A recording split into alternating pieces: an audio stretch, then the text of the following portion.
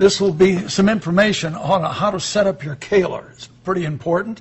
And the fact is, all that information is right here in the 2-for-1 Kaler user's instructions, okay?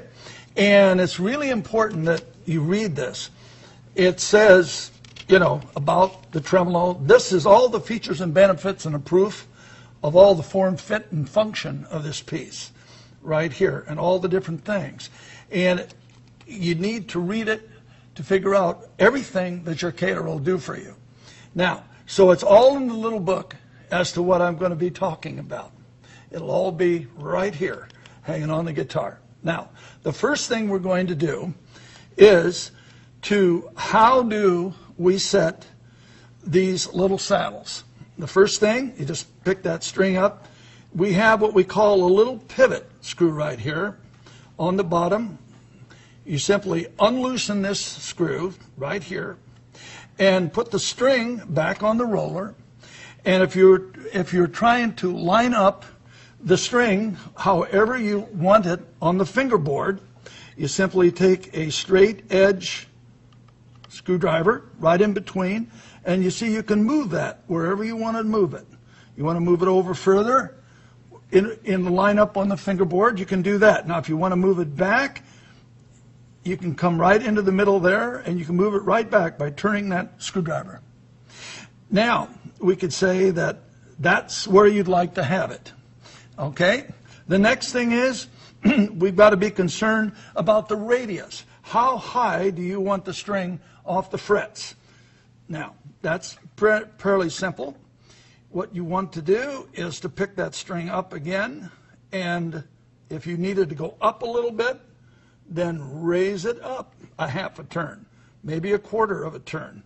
Put the string back on the saddle, and if that is exactly where you'd like to see it, then take the screwdriver. If it's not, move it over a little bit or move it to the right. Now, once you have the height to where you want it and you have the string where you want it, you simply take the screwdriver right here, lift the string up, and tighten it down.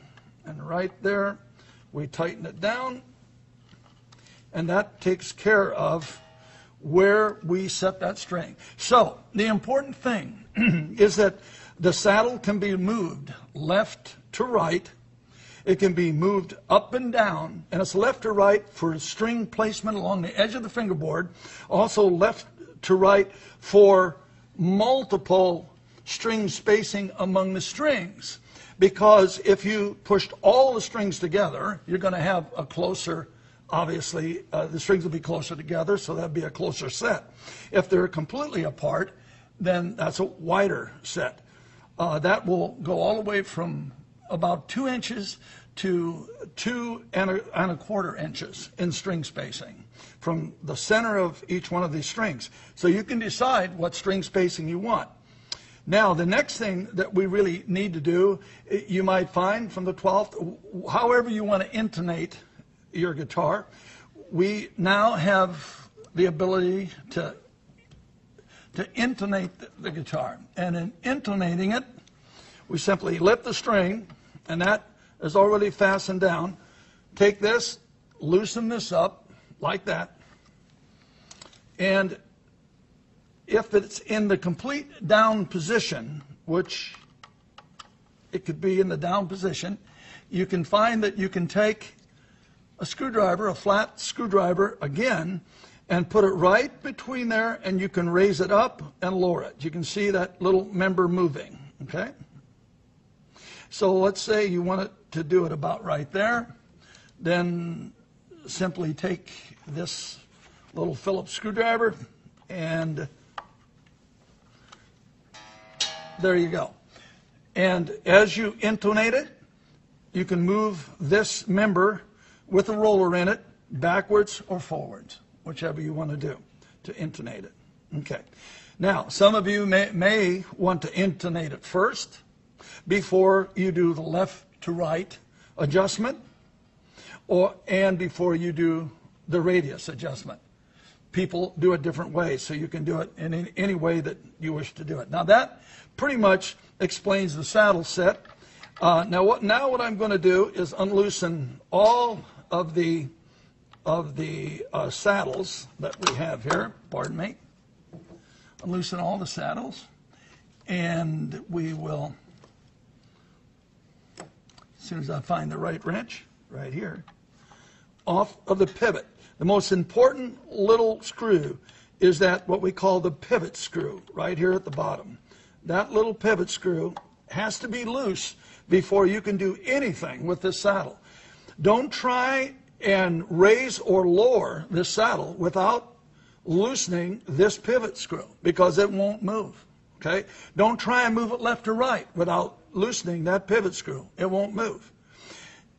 So now what I'm going to show you is that if we unloosen all of these pivot screws, one more to go here. Okay. This is what I'm going to talk about as far as how close together you can get the strings if you should desire so. You can see, obviously, that's how close we can be, and that's right at 2 inches. Or, again, we can move them apart, and they'll be on the edge, and whatever spacing you may prefer. So, in your fingering technique, you may decide that you may want these 2 strings to be closer together, let's say, than these 3.